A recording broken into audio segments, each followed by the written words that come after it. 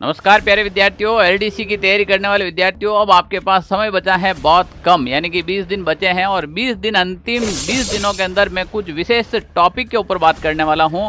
इन topic को देखकर जरूर जाना, आपको एग्जाम में बहुत ज़्यादा हेल्प मिलेगी, क्योंकि ये वो टॉपिक है जो एग्जामिनर की पसंद है और बार बार यहाँ से प्रश्न निकाल रहा है। तो आज आपके सिलेबस में वो इम्पोर्टेंट टॉपिक के बारे में बात करने जा रहे हैं जो लास्ट मोमेंट में हर एक विद्यार्थी को देखना चाहिए, चाहे वो टॉपर है चाहे वो एवरेज है, चाहे उसका सिलेबस हो रखा है या नहीं हो रखा है। इन टॉपिक को तो आप जरूर देख कर जाए। चलो हम बात करते हैं वो टॉपिक कौन कौन से हैं, मोस्ट इंपॉर्टेंट टॉपिक कौन से हैं। उन टॉपिक के बारे में अगर अपन बात करें तो सबसे पहले मैं बात करना चाहूँगा, अब लास्ट मोमेंट के अंदर जो भी विद्यार्थी अभी तक करंट अफेयर्स नहीं देखा है, सबसे पहले अपन करंट अफेयर्स की बात करें, क्योंकि आपके राज्य और राष्ट्रीय दोनों स्तर का करंट अफेयर्स पूछा जाएगा, ठीक है ना। तो लास्ट मोमेंट के अंदर करंट अफेयर्स तो 20 दिन लगातार आपको देखना चाहिए, लगातार देखना चाहिए, चाहे आपके पास कोई बुक है या फिर आपके पास कोई नोट्स हैं या फिर आपने किसी से यूट्यूब से पढ़ा है या किसी टीचर को फॉलो करते हो, यहाँ फिर आप खुद सेल्फ पढ़ते हो, जैसे भी पढ़ते हो, लास्ट टाइम के अंदर आपको करंट अफेयर्स अच्छे से देखना चाहिए, क्योंकि ये एक ऐसा है जो हर विद्यार्थियों के लिए नया होता है। अगर पिछले, अब सर करंट अफेयर्स कितना देखे, हमारे एग्जाम है वो जुलाई के अंदर, तो मान के चले कोई भी एग्जाम है उसके पीछे का जो 3 से 4 मंथ का जो करंट अफेयर्स है वो सबसे इम्पोर्टेंट होता है। पर हाल ही के हिसाब से मुझे लगता है कि आपको जनवरी से लगाकर जून तो छोड़ दीजिएगा या फिर 15 जून ले लीजिएगा, जनवरी से लगाकर 15 जून तक का आपको करंट अफेयर्स देखना चाहिए। और सबसे इम्पोर्टेंट है इसमें मार्च अप्रैल और मई का करंट अफेयर्स है वो सबसे इम्पोर्टेंट है, ठीक है ना। मार्च अप्रैल मई का है वो सबसे इम्पोर्टेंट है, ये देखना है आपको। जनवरी से लगाकर जून 15 जून लास्ट ले लीजिएगा या फिर मई तो ले लीजिए, यहाँ तक का आपको करंट अफेयर्स अच्छे से देखना है। फिर हम बात करें कि भारत भूगोल, भारत भूगोल के अंदर आपको कौन कौन से, क्योंकि आपके भारत की पारिस्थितिकी तंत्र टॉपिक सिलेबस में दे रखा है, विद्यार्थी और बच्चे यहाँ पर कंफ्यूज हो रहे हैं उसमें क्या पढ़े। भारत भूगोल के अंदर वन्य जीव अभ्यारण्य का एक टॉपिक है, भारत के प्रमुख नेशनल पार्क हैं उनके बारे में आपको देखना है। जैव मंडल के बारे में, जैसे रामसर साइट है, विश्व धरोहर सूची के अंदर जो भी स्थान शामिल हैं, इनके बारे में आपको देखना है। और यहाँ से सीधा प्रश्न आएगा आपके, ठीक है ना। एक रामसर साइट के बारे में देख लिया, या फिर आपके जैसे ये विश्व धरोहर सूची में कौन कौन से शामिल हैं, नेशनल पार्क कौन कौन से हैं, टाइगर परियोजना कहाँ पर है, ये चीज़ें आपको जरूर देखनी चाहिए। राजस्थान भूगोल की बात करें तो राजस्थान भूगोल में जो एलडीसी के हिसाब से सबसे इंपॉर्टेंट जो टॉपिक बनते हैं, उसमें एक तो आप वन वनस्पति वाला टॉपिक आप जरूर देख कर जाए। यहाँ से कटिबंध से बहुत ज़्यादा प्रश्न आते हैं कि ये उष्ण कटिबंध में है, ये शुष्क में है, ये मिश्रित में है, ये पतझड़ में है, किस में, यहाँ से एक प्रश्न जरूर पूछा जाता है। भौतिक प्रदेश आप सभी विद्यार्थियों ने लगभग पढ़ा है, नहीं पढ़ा है तो अब भी ऊपर से देख लीजिएगा, अगर पढ़ रखा है तो एक बार इसका रिवीजन जरूर कीजिएगा। भौतिक प्रदेश का प्रश्न 100% आने वाला है।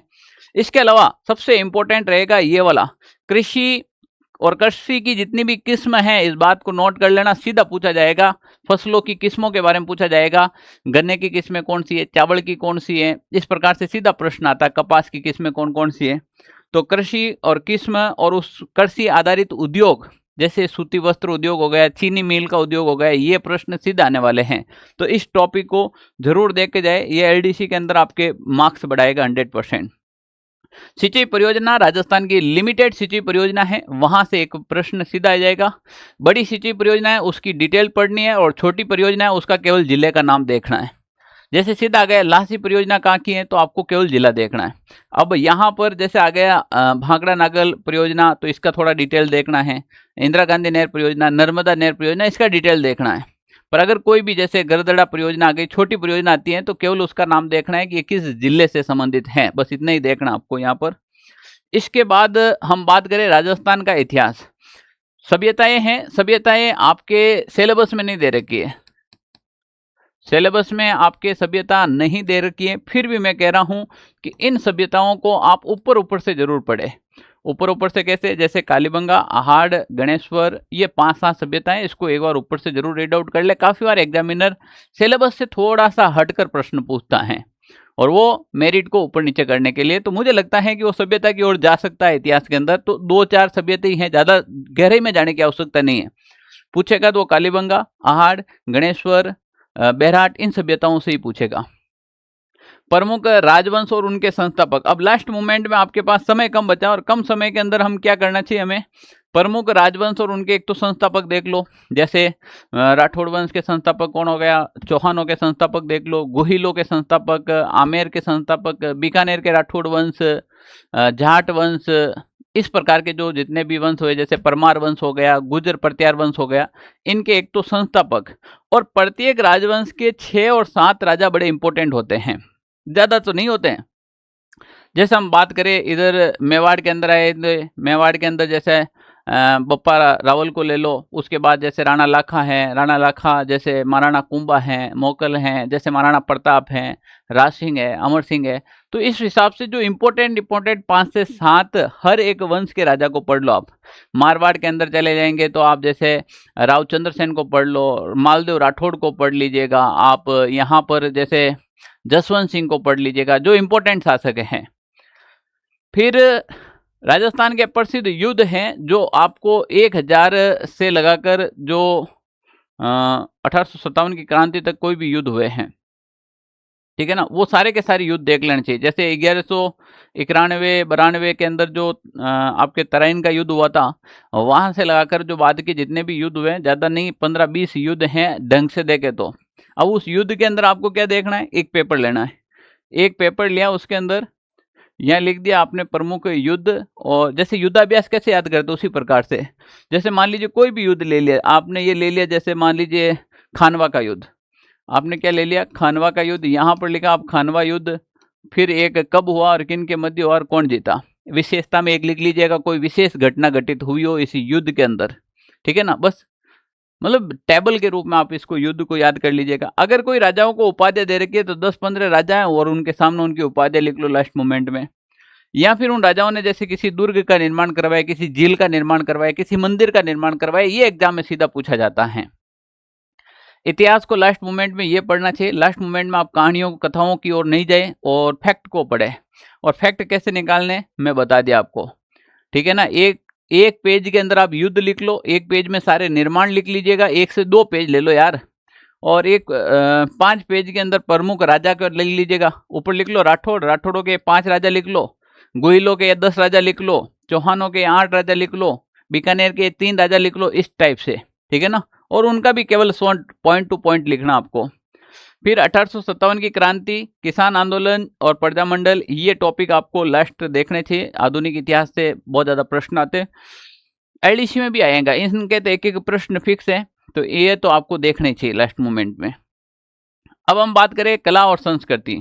देखो कला संस्कृति की जब मैं बात करता हूँ, लोक देवी देवता सबके पढ़ रखा है, संत संप्रदाय सबके पढ़ रखा है, लोकगीत, लोक नाट्य, लोक नृत्य, सब चीजें सब लोगों के पढ़ रखा है, बार बार आते ही आप सबसे पहले यही पढ़ते हैं। पर बच्चा किन टॉपिक के ऊपर ध्यान कम देता है और अक्सर उससे आए हुए प्रश्न गलत करके आ जाता है। जैसे आपको भाषा बोलिया साहित्य, ये टॉपिक अच्छे से देखना चाहिए, भाषा बोलिया और साहित्य, क्योंकि ये लास्ट मोमेंट के अंदर पूछा जाएगा, भाषा बोलिया साहित्य वाला। मेले और त्योहार आपको अच्छे से देख लेना चाहिए, क्योंकि इनकी तिथि कंफ्यूज करेगी आपको। और लोक संगीत है, लोक संगीत वेरी इंपॉर्टेंट है, यहाँ से प्रश्न आएगा तो हर कोई बच्चा नहीं कर पाएगा। जैसे अभी गौरीबाई का देहांत हो गया था, जो मांड गायिका थी गौरीबाई, ये प्रश्न सीधा छप सकता है। अब मान लीजिए एलडीसी का पेपर आपके अभी हाल ही की घटना है, हो सके इसमें पेपर छप गए, इसमें नहीं है, पर आगे आने वाले कोई भी एग्जाम में सीधा सवाल आ जाएगा। तो जितनी भी संगीत शैलियां हैं यहाँ पर, चाहे वो मांड हो चाहे वो लंगा हो, ये जरूर देखना चाहिए। जैसे बतुल बेगम को जब पद्मश्री दिया गया तो बार बार एग्जाम में लगातार पूछा गया, तो संगीत शैली अच्छे से देखना चाहिए। रही बात आपके सिलेबस में विज्ञान जो टॉपिक है, विज्ञान के अच्छे खासे प्रश्न आते हैं, तो एक बार जो भी आपके पास नोट्स हैं, आपके पास बुक हैं, या फिर जिस सर से आपने पढ़ा है, जो एप्लीकेशन के अंदर आपको पढ़ा रखा है, वो कंप्लीटली आपको एक बार क्रैश कोर्स के रूप में रिवीजन करना चाहिए इन बचे हुए 20 दिनों के अंदर, कि डेली का एक टॉपिक पूरा रिवीजन कर लो, ठीक है ना। इतने ही टॉपिक हैं तो जनरल साइंस का पूरा रिवीजन करो। अब काफ़ी विद्यार्थियों का ये प्रश्न रहता है कि सर मुझे गणित नहीं आती है, तो क्या मैं मैथमेटिक्स पूरा छोड़ दूं क्या? अगर मुझे मैथ नहीं आती तो मैं छोड़ दूं क्या? अगर मैथ छोड़ दोगे तो सिलेक्शन पॉसिबल नहीं है। पहली बात तो मैथ आती है उसको तो लगातार प्रैक्टिस में रखना ही चाहिए, हर रोज अभ्यास करना चाहिए, ज़्यादा से ज़्यादा प्रैक्टिस सेट करो। तो प्रैक्टिस सेट के अंदर जो मैथमेटिक्स के क्वेश्चन दे रखे वो सारे सोल्व करने का प्रयास करो, कम समय के अंदर करने का प्रयास करो। अगर किसी विद्यार्थी को बिल्कुल भी मैथ नहीं आती है और वो छोड़ने का प्रयास करता है तो उसका सिलेक्शन नहीं होगा, मतलब नहीं होगा। तो सर मैं क्या करूं, सिलेक्शन तो लेना है मुझे, तो आप क्या करो, इस गणित के अंदर कुछ महत्वपूर्ण टॉपिक हैं जो आपको इजी लग रहे हैं, उन टॉपिक को इन 20 दिनों के अंदर 5 से 7 बार मिला लो। यानी कि 3-4 घंटे मैथ को दो, अगर नहीं दिए तो। जैसे मैं बात करूं, जैसे यहाँ पर बात करें, लाभ हानि का प्रश्न सीधा आता है, इस टॉपिक को अच्छे से मिला लीजिएगा। जैसे प्रतिशत का जो प्रश्न है वो अच्छे से आता है। जैसे औसत का प्रश्न आएगा ही आएगा, ठीक है ना। रेशियो का प्रश्न आएगा ही आएगा। कुछ अंक गणित के ये टॉपिक हैं जो जनरल टॉपिक हैं, कम से कम 5-7 टॉपिक देख लो प्यारे विद्यार्थियों। कम से कम आप 10-15-20 प्रश्न राइट कर सको।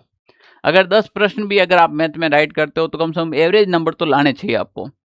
तो लास्ट मोमेंट में जिसकी मैथ कमजोर है उसको तो ये करना चाहिए, और जिसकी मैथ अच्छी है वो प्रैक्टिस सेट से लगातार प्रश्नों की तैयारी करनी चाहिए। पेपर 2 की बात करें, पेपर 1 हमने कंप्लीट पढ़ा है, देखा है। पेपर 2 के अंदर हिंदी और इंग्लिश। हिंदी के अंदर इस मोमेंट के अंदर बचे हुए टाइम के अंदर रटने वाली चीज़ें कम होनी चाहिए और समझने वाली ज़्यादा होनी चाहिए। क्योंकि रटने वाली तो डेली के 5 रट सकते हो, 10 रट सकते हो, इतनी ही कैपेसिटी होती है। आप सोच रहे हो डेली के 50 रट लूँ तो दूसरे भूल जाओगे, कितने रटोगे आप? एक ही चीज़ को या एक ही टॉपिक को ज़्यादा समय दोगे तो समझने वाली है। जैसे संधि के रूल्स अगर अपन समझ ले, समाज के बारे में समझ ले, कुछ इसमें फैक्ट आते हैं कि भाई कुछ ऐसे कोडवर्ड आते हैं, उनसे आप समाज को पकड़ सकते हैं कि इसमें ये शब्द का प्रयोग हुआ तो ये समास आ जाएगा। संधि को आप अच्छे से, तो ये समझने वाले टॉपिक है। उपसर्ग प्रत्यय के भी बहुत सारे नियम बनते हैं। इसमें से अगर अभी लास्ट मोमेंट में आप थोड़े से ढंग से नियम अगर देख लो तो भी आप उपसर्ग प्रत्यय जैसे टॉपिक राइट कर सकते हैं। शब्द शुद्धि, वाक्य शुद्धि, इनके ऊपर थोड़ा सा फोकस करें। काफ़ी विद्यार्थी मुहावरे और लोकोक्ति छोड़ देते हैं कि ये तो हम कर ही लेंगे, ये तो हमने बचपन से पढ़ रखी है। पर बचपन की लोकोक्ति, मुहावरे जो अब वर्तमान में नहीं पूछे जा रहे हैं, अलग पूछे जा रहे हैं। लास्ट मोमेंट में ज़्यादा टाइम नहीं लगेगा, एक बार जो भी आपके पास बुक वगैरह हैं उनसे एक बार क्लियर करने चाहिए इनको। वाक्य हैं, संयुक्त वाक्य, मिश्र वाक्य, तो इनके बारे में भी आपको पढ़ना चाहिए। इनके नियम हैं वो आपके राइट करवा सकता है। कार्यालय पत्र हैं, ये फॉरगॉट के नंबर हैं, अगर लास्ट मोमेंट में ये नहीं देखा है तो इन टॉपिक को पढ़ के आप अपना स्कोर बढ़ा सकते हो। मैं प्रायवाची, विलोम शब्द, पारिभाषिक शब्दावली लास्ट मोमेंट में क्यों नहीं कह रहा हूँ आपको, क्योंकि ये रटने वाले हैं और रटने वाले में टाइम ज़्यादा चाहिए। हालांकि पढ़ने आपको, फिर भी ये टॉपिक अगर आपके स्ट्रॉन्ग नहीं है तो अभी भी कर लो। ये नियमों से राइट होते हैं और नियम याद करने आसान है। अगर एक नियम याद कर लेते हो तो बहुत अच्छे प्रश्न राइट कर सकते हो। पर 1-2 विलोम शब्द रटने से जरूरी नहीं है कि आपने रटा वही पूछा जाएगा। तो यहाँ पर वो सारी चीजें पढ़नी चाहिए, पर साथ साथ में इन टॉपिक के ऊपर फोकस करना चाहिए। जिसकी इंग्लिश वीक है, हालांकि इंग्लिश पूरी पढ़नी चाहिए। और लास्ट मोमेंट में सर इंग्लिश में ज़्यादा से ज़्यादा प्रैक्टिस करो, प्रश्नों को करोगे तब आपके रूल्स हैं वो सारी चीज़ें समझ में आएगी। जैसे वॉइस है, वॉइस में अपन बात करें एक्टिव और पैसिव वॉइस है। जैसे नरेशन में बात करें डायरेक्ट, इनडायरेक्ट है, प्रीपोजिशन है, आर्टिकल एंड डिटर्मिनेशन है, पैसेज है, ये सारी चीज़ें आप देख सकते हो आराम से। अगर इनके ज़्यादा रूल्स है नहीं, ज़्यादा नियम है नहीं, अगर थोड़े थोड़े भी अगर आप देखने की कोशिश करोगे तो एवरेज नंबर पासिंग मार्क्स लेके आ ही जाओगे आप। और इन सभी के लिए हमने भी महत्वपूर्ण इन टॉपिक को ध्यान में रखकर अभी हाल ही के अंदर यूट्यूब के ऊपर बहुत सारी क्लासें करवाई हैं। जैसे ये राजस्थान की ज्योग्राफी करवाई मैंने, राजस्थान कला संस्कृति करवाई, ज्योग्राफी का पार्ट 2 भी कराया, कल्चर का भी पार्ट 2 कराया। ये क्लास आपको लास्ट मोमेंट में देखनी चाहिए। आधुनिक इतिहास करवाया था मैंने कंप्लीट यूट्यूब के ऊपर बिल्कुल फ्री ऑफ कॉस्ट में। इंग्लिश की इतनी शानदार क्लास करवा रखी है। सामान्य हिंदी की क्लास जो प्रायवाची इसमें ट्रिक से याद करवाए गए, ये क्लास आपको डेफिनेटली देखनी चाहिए। फिर इंग्लिश की एक हमने और क्लास करवाई थी यहाँ पर। फिर सामान्य हिंदी के कुछ ये टॉपिक लेकर इन सारे टॉपिक को कॉन्सेप्ट क्लियर किया और सामान्य हिंदी के भी टॉपिक क्लियर किए।